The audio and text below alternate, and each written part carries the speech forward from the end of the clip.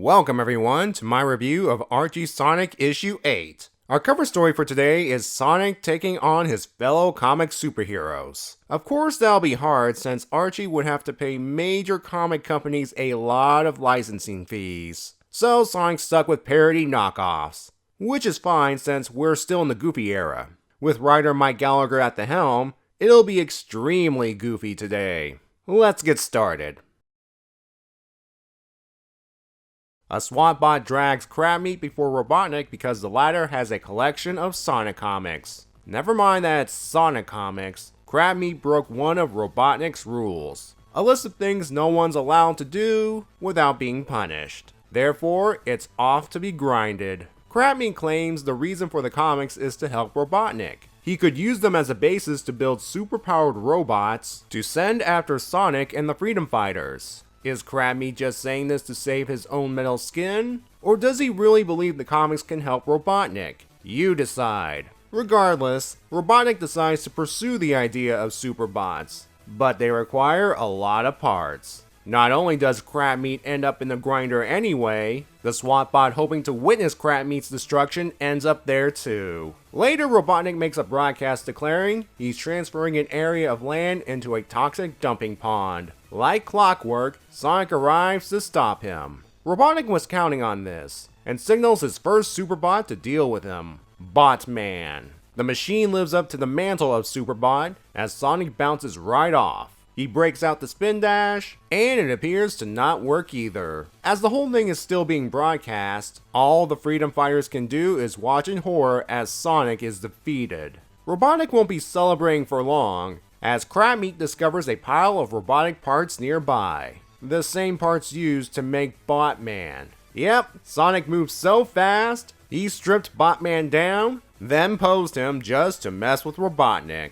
Oh, the doc's not done yet. Inspired by Crabmeat's comics, he's created more Superbots. Before we continue, I'm a little confused about Crabmeat's appearance. He was grinded to make parts for the Superbots, and yet here he is, fine and dandy. Technically this could be a different Crabmeat since there are multiple copies, but this line indicates it's the same one from the beginning. So either this is an error, his mind's transferred into a new body, or the Crabmeat Badniks in general share the same comic collection. I can't help but overthinking a goofy plot. Anyway, back to the Superbots. The first of the new bots arrive, the Wolverine Bot. Except the factory botched the order. Instead of a mighty Superbot based on a popular Marvel character, we got a scrawny bot based on a popular sitcom character, the Wolverine Bot. They can't all be winners. The next bot will more than make up for this blunder, the Spawn Mower. It's actually a legitimate threat due to its size, and Sonic has to do something before it mows down the Great Forest. He pulls the spark plug wire, then pushes the now stalled machine over a nearby cliff. Robotnik sends the last of his Superbots, Magbot, Captain Marbot, and Mighty Bot at Sonic. They all end up in the scrap pile. So much for being super. Sonic's ready to go after Robotnik until he slips on some oil, allowing Robotnik to escape on Crabmeat. Look at it this way, Sonic. At least you can end the story having a meal with your friends. Surprisingly, we don't have a one-page gag story for a change. After this pin-up of Sonic bowling, we go straight to story 2. Sonic is showing off, in more ways than one, his new guitar to his friends. Sally points out that this violates one of Robotnik's rules. But do you really think Sonic cares about his arch-enemy's mandates? Unfortunately, Sonic's jamming sessions can be heard all the way from Robotropolis. Robotnik figures out Sonic's responsible, and wants to get his hands on him for daring to play music. Robotnik's nephew Snively has a solution. He's created a device that can shrink anything. The only downside, the effect only lasts 1 hour. Robotnik thinks it's good enough and breaks out the Freedom Fighter Finder. It only works when they're outside the Great Forest, which is good for our heroes. Too bad for them, they journey into the abandoned concert hall, outside of the Great Forest. This is where Sonic found his guitar, and he wants the others to find instruments so they can form a band. The only thing they find is a trap. Robotnik shrinks them, and he's going to suck them into his mobile bot maker. Sonic buzzsaws a cardboard box nearby and tricks Robotnik into sucking up the paper. temporarily clogging the machine. This gives the Freedom Fighters a chance to hide in the concert hall. The Doc won't give up. He'll vacuum the entire place just to find them. Sonic goads Robotnik into chasing him, and the Doc crashes into the orchestra pit. Robotnik happens to have a backup vacuum roboticizer, and he successfully sucks up Sonic. Before activating the machine, the Freedom Fighters intervene. They use a cello and playing bows as a makeshift bow and arrow, and they're shooting at Robotnik. This buys them the necessary time for the shrinking to wear off. Don't worry, Sonic breaks out of the vacuum roboticizer no worse for wear. The Freedom Fighters grab an instrument and start jamming. The sheer noise drives Robotnik away. So that's that, right? Not quite. Before the Freedom Fighters picked up the instruments, Robotnik signaled his Badnik army, and they'll be here any moment. Rotor finds something that'll even the odds. Snively's shrinking device. We end the story and the issue with Robotnik ordering Snively to clear out the shrunken army before the hour is up.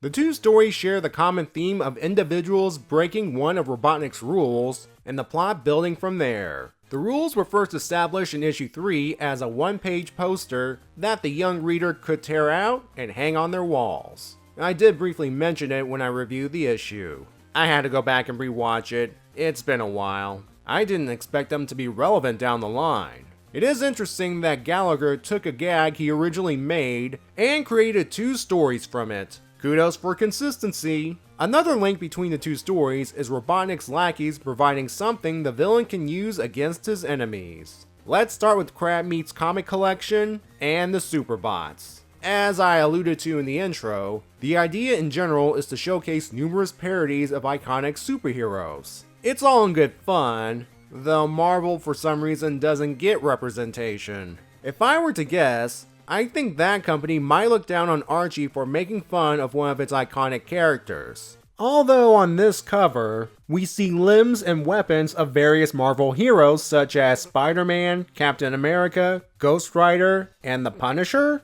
So I assume they're allowed to do that much? There's no way to be certain. Instead, we get a Steve Urkel knockoff. Hey, it's an excuse for iconic characters played by Jaleel White to sorta meet each other. And I just realized, Sonic never really destroyed the Urkel bot. On panel, at least. I don't think I need to point out which hero the Superbots are parodies of, even with characters tossing out words like image or golden age. There might be one a lot of people aren't familiar with, Magbot. It's based off the character Magnus Robot Fighter from Valiant Comics. If it wasn't for Sonic saying that key word, I wouldn't have figured it out myself. For the second story, Robotnik uses his nephew's shrinking device to go after the Freedom Fighters. This is Snively's first canonical appearance in the comics. He did show up in issue 6, but that was a non-canon Christmas story. Snively shows us he's a tech genius in his own right, just not to the same degree as Robotnik. Otherwise, the shrinking effect wouldn't have that 1 hour time limit. Sonic wanting to start a band with his team. I'm going to assume it's a nod to the early Sonic concept of him having a band. For those wondering, yes, that's Vector. Before I give my final thoughts, I'll go ahead and give my scores. Bots All, folks, gets a 5, and A Little Sonic Goes a Long Way gets a 7. I'm going to sound like a broken record when I review these early issues, but the goofy tone really holds back the story potential. Maybe it's because I've seen better from all ages media, or maybe it's because I'm old. Still, there are some good things to these stories. The first story has a nice bit of meta commentary on the comic industry, and I did like the parody Superbots. The second story's the cliche, incredibly shrinking plot, but setting it in an abandoned concert hall presented some unique moments that I enjoyed. And Robotnik trying to suck up the shrunken heroes to be roboticized is creative. I can almost overlook the Doc being defeated by the power of rock. Maybe our heroes are bad players. One more thing I want to point out.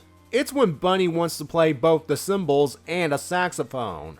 It's because she wants to be a sax symbol. I had to do a double take when I read that line. Okay, having the goofy filter has its advantages. I'll give you this one, comic. Come back next time as Sonic confronts his first robotic duplicate. Except, not really. There's a reason for it. I'll see you in issue 9.